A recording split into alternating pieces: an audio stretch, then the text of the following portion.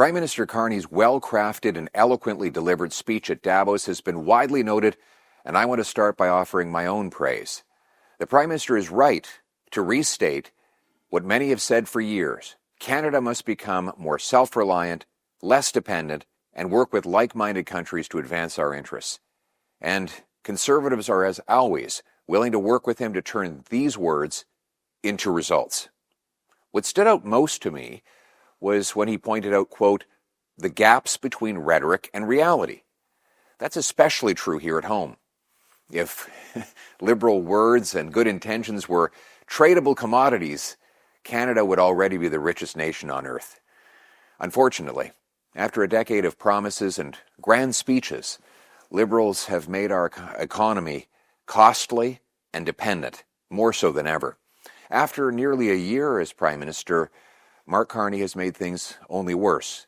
The deficit has doubled, food inflation has doubled that in the States, housing costs have also doubled, the worst in the G7, and no pipelines are approved, anti-development laws removed. The military has a massive recruiting and equipment shortfall. There's still no free trade between provinces, no crime laws have been passed, and the Prime Minister's signature promise of negotiating a win with the U.S. is unfulfilled. Indeed, U.S. tariffs have more than doubled on Canada, while Mr. Carney's promised counter tariffs have vanished along with his elbows. Those unkept promises, which followed grand speeches and announcements, make us especially vulnerable to the world's dangers. We've had enough words. Now we need results. Now we need to unblock our resources. Now we must approve pipelines. Now we must bolster our military to protect our soil, sea, and skies. Now we need to crack down on foreign interference, threats, and intimidation of our people from hostile powers like China, Russia, and Iran. The last 5 years have shown us that we can't count on others. Our closest neighbor and largest trading partner, the United States, struck us with tariffs and questioned our sovereignty. Now that is short-sighted, and I believe it will hurt them too. But we can't control what they do, and no one can control what President Trump does or says. I know it's tempting to say our relationship with America is over forever. But here's the reality. We still live next door to the biggest economy and military the world has ever seen. We sell 20 times more to the U.S. than we do to China. 1 in 10 Canadian jobs rely directly or indirectly on trade with America. We owe it to those workers, our friends, family, and fellow Canadians to ensure those jobs don't go away. Growing and diversifying our economy is essential, as all political parties have been saying for decades. But we must also remember that our trade and security partnership with the U.S. is centuries old and will outlast one president. To quote the British Liberal Prime Minister, Lord Palmerston, we have no eternal allies and we have no perpetual enemies. Our interests are eternal and perpetual, and those interests it is our duty to follow. We should continue to work with allies within the U.S. that are outside the administration to minimize the damage until a larger relationship repair can be completed. And I restate once again my offer to the Prime Minister that Conservatives stand ready to help his government fight U.S. tariffs. But while we hope for the best, it would be naive to assume that things will go back to exactly what they were. Whether the next administration is Republican or Democrat, tariffs may be here for the foreseeable future. None of that, though, is an excuse for letting our guard down and repeating past mistakes by making Canada even more vulnerable to aggressive powers like the People's Republic of China, which the Prime Minister himself called our greatest threat only a few months ago. It was with great irony that the Prime Minister quoted one of the greatest heroes of the 20th century fight against totalitarian communism, Václav Havel, less than a week after launching a, quote, strategic partnership for a new world order with the Chinese communist regime, a partnership that includes plans to deepen engagement on national security issues at a senior level. We cannot throw caution to the wind with a regime that kidnaps our citizens, steals our technology, interferes in our elections, sets up illegal police stations on our soil, and has a history of using trade as a tool for diplomatic warfare against us.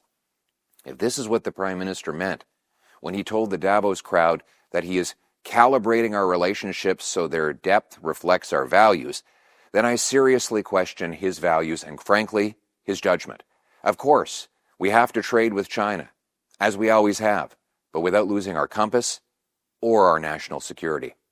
At the same time, we must continue the work of Stephen Harper, the Prime Minister who expanded our network of trade with more like-minded middle-power countries. It's not a new idea. In fact, we already have free trade with most of the middle powers that the Prime Minister recognized in his Davos speech after the previous Conservative government negotiated agreements with a record 46 countries. Given that we already have these agreements in place, what stops us from growing trade with those countries is not their trade barriers on us, but our trade barriers on ourselves. Liberal laws like C-69 and C-48 make it impossible to approve projects or ship energy to other countries on different coasts.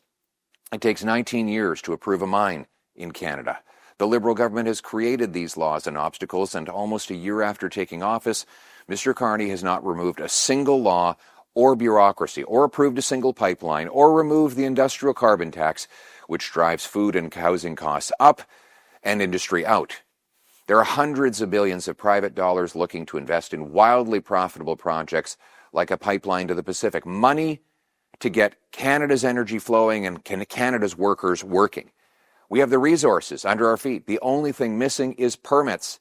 The federal permits from the Carney government, which are still among the slowest in the world. Grand announcements, new government agencies, signing ceremonies, red carpets, and stacking new laws and bureaucracies on top of old ones will do nothing. There's no magic to this. What we need is for the Carney government to get out of the way and approve these privately funded projects. Mr. Carney told the crowd in Davos that, quote, a country that cannot feed itself, fuel itself, or defend itself has few options. So why can't we? Just this week, Canada was declared the food inflation capital of the G7. And last year, Canadians who can't feed themselves made a record 2 million visits to a food bank every single month, more than double than the number from 7 years ago. In a country with almost endless farming potential. We have the potential to be the most affordable and the richest country in the world because we have the most land, resources, and coastline. We need to unblock our potential, stop stopping, and start starting. That's why Conservatives propose the Canadian Sovereignty Act. It's a detailed plan to unlock and unblock Canada's potential and make our country more affordable, self-reliant, and sovereign.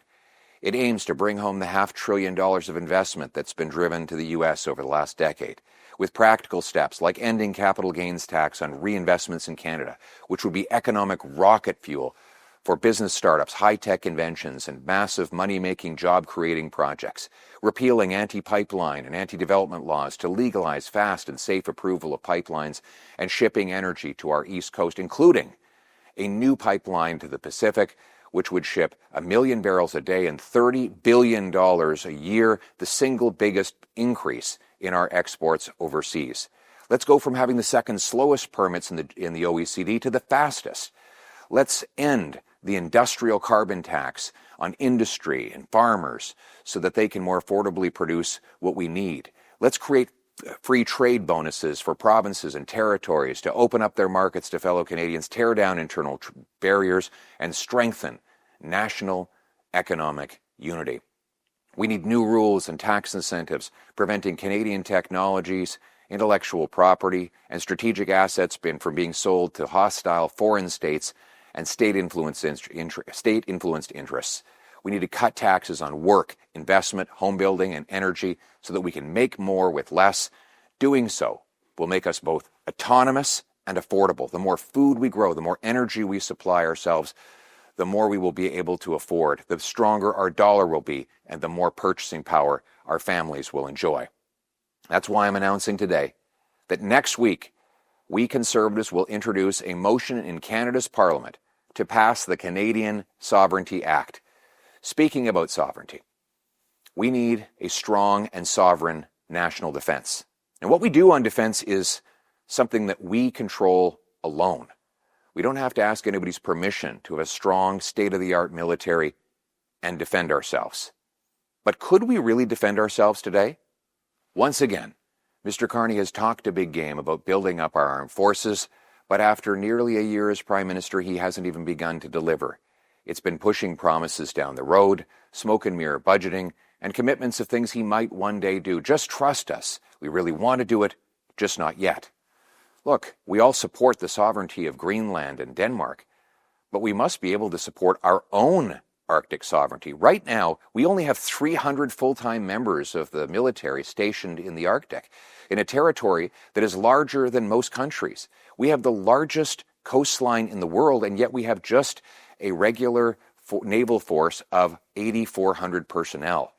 A sovereign country must be able to defend its people and its territory. Conservatives have a detailed plan to restore our armed forces and our great martial tradition, to fix our recruitment crisis and expand regular force and reserve force dramatically and immediately, increase recruitment and promotions by driving merit and not political correctness, reestablishing a permanent military presence in the Arctic with CFB Iqaluit, a new Arctic naval base, and upgrade Inuvik to full base status for fighters and tankers, to back sovereignty with real hardware by requiring 4 new icebreakers, including AWACS aircraft, to detect threats to our Arctic skies, to fast-track upgrades to submarines, helicopters, northern hubs, to strengthen boots-on-the-ground presence by doubling the Canadian Rangers and creating an Army Reserve unit in Whitehorse. So far, Mr. Carney, in this regard and in every other, has been very fortunate to be judged by his rhetoric and his stated intentions rather than by his results, because nearly a year into his term, the rhetoric has changed, but the reality is not. The illusion of purpose is there, but the results have not shown up with it. We need to do things, not just say them. Canada Strong can no longer be a slogan, nor True North Strong and Free just a motto. We must put our people and our country first in everything that we do. Then and only then will Canada be autonomous and affordable, secure and self-reliant. To paraphrase Henley, we are the masters of our fate. We are the captains of our soul.